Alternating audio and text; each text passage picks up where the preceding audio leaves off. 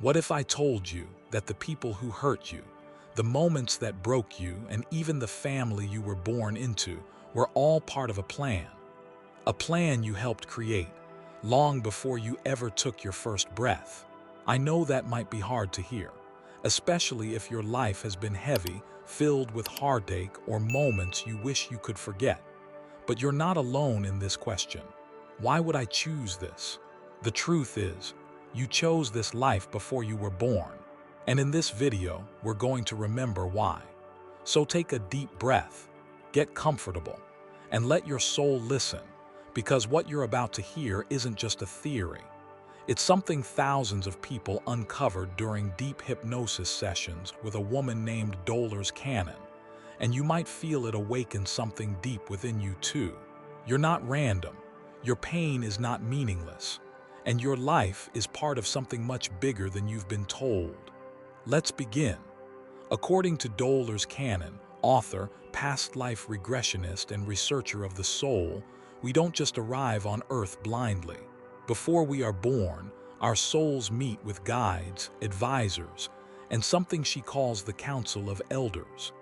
Together, we map out the general blueprint of our next incarnation. And yes, that includes the big stuff, like who your parents will be, what kind of body you'll inhabit, and even the major challenges you'll face. Many of her clients, while under deep hypnosis, describe the same space over and over again. A place filled with light where souls gathered to prepare for Earth. Some called it a planning room, others a soul council. They described sitting with wise beings who loved them deeply, not in a judgmental way, but in a way that felt ancient, like a reunion with the universe itself. There, they'd review the life they just lived. They'd reflect on what they learned and what still needed growth. Then, with complete freedom, they'd begin to choose their next life, not as a punishment, but as an opportunity to evolve. Imagine that. Imagine you as a soul standing in front of a giant map of possibilities, scanning lifetimes, weighing the emotional lessons. Not as a victim, not as a fragile being, but as a courageous volunteer preparing for one more mission on the Earth School. Dolores said it over and over again. Earth is not a punishment. It's the most challenging classroom in the universe, and only the most advanced souls come here. And you're here now. That says everything. One of the hardest ideas to accept is this: we choose our families, even if they hurt us, even if they abandoned us, even if they couldn't love us the way we needed. But what if, on a soul level, you chose them not because you deserved pain, but because you knew that pain would awaken something inside you that nothing else could? Dolores' clients would often sob during regressions as they remembered. They'd say, "I chose this mother. I asked her to be the way she was so I could learn unconditional love." Or, "I needed to understand betrayal in this life because I caused it in another." Now, this isn't to justify abuse or excuse trauma. Not at all. What you went through was real, and it deserves healing.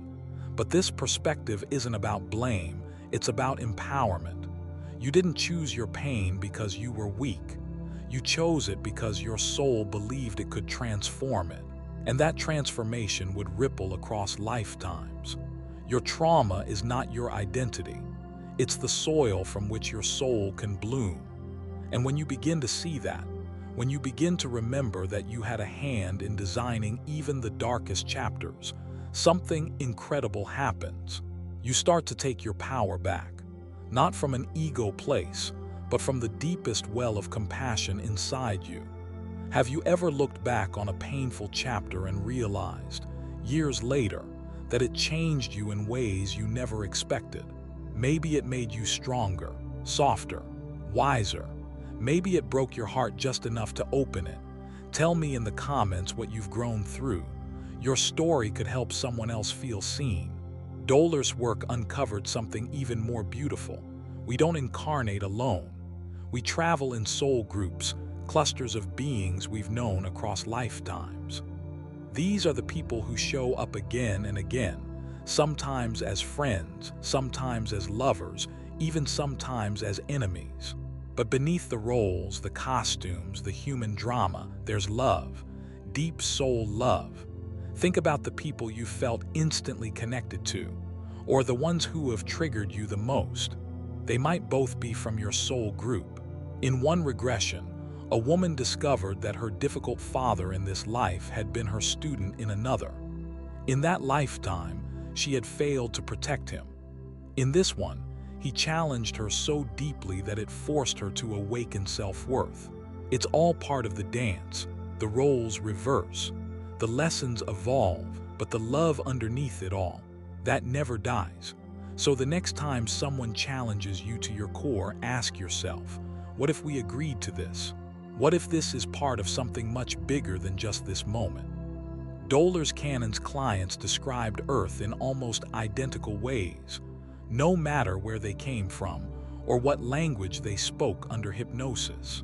They would say, "It's so dense down here. It's like moving through molasses. Everything is so heavy, so emotional." And yet they came here willingly. Why? Because Earth is one of the most intense, accelerated schools for soul growth in the entire universe. The pain here is sharp, the polarity is extreme, but the lessons, they are profound, and the growth, it's exponential. Dolores often said, Earth is the only place where you can learn certain lessons all at once. Forgiveness, compassion, abandonment, reunion, love, betrayal, it's all here. And it's fast. What takes lifetimes to learn in other realms, you can learn in one lifetime here. But it's not for the faint of heart. This is why she called Earth a place for volunteers.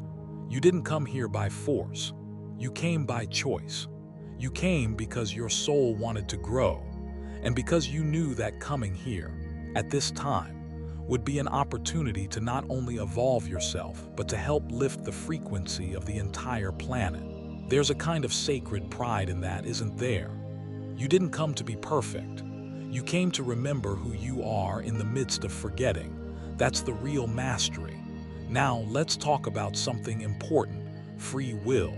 You see, even though you created a general outline of your life before you were born, nothing is set in stone. Think of it like a script with key scenes marked. But how you play those scenes, that's entirely up to you. Some events are set because they were agreed upon, like meeting a certain person, facing a particular challenge, or experiencing a turning point. These are called choice points. But your reactions, your choices, your growth, that's where your free will comes in. Dolores shared a powerful truth. The lessons will come, but how you choose to learn them is up to you. You can learn through suffering, or you can learn through awareness. The soul honors both. This means your life isn't about doing it right. It's about awakening to the fact that you can change the way the story unfolds, right now, in this moment. Even if you feel like you've messed up, even if you've gone off path, you can never truly be lost, because every detour becomes part of the journey. And sometimes, the detours teach you more than the destination ever could. Can you feel that? The pressure starts to lift when you realize there's no punishment here, just lessons, and love underneath it all.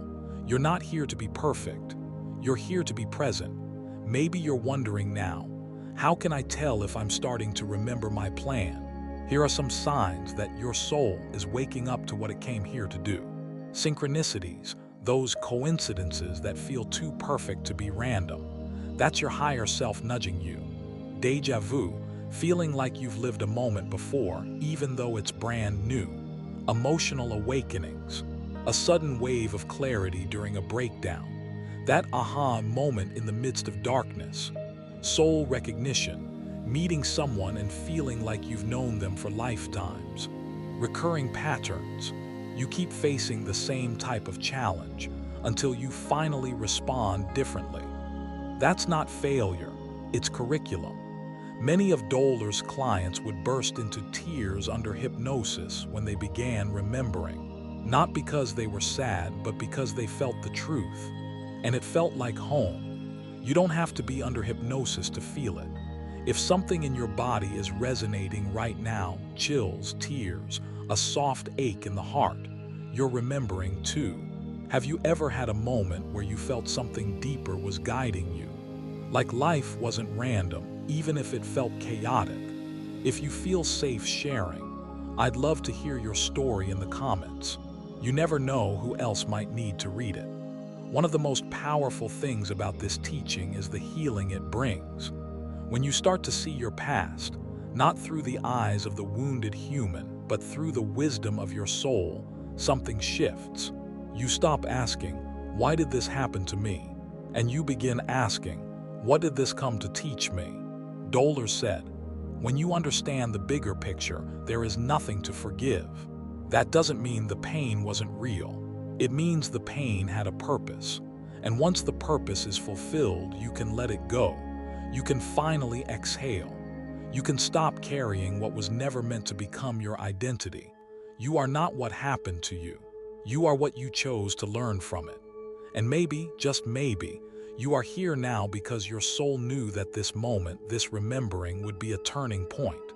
So here you are, not by accident, not by coincidence, but because your soul is ready to remember. You chose this life. You chose your family. You chose your body. You chose your lessons. You even chose the timing of this video, because something in you knew it was time to come home to yourself. You are not broken. You are awakening. And everything that has happened up until now has been preparing you for this moment. Can you feel it? That soft glow in your chest. That's your soul whispering, "Thank you for remembering." If this message stirred something deep within you, don't let it fade. Subscribe to Being and Beyond for more soul-nourishing journeys like this. Like this video if it helped you see your path differently. And share your reflections in the comments. I read everyone, and your words might be exactly what someone else needs today. And remember to turn on the bell, because this is just the beginning. You're not alone anymore. You never were.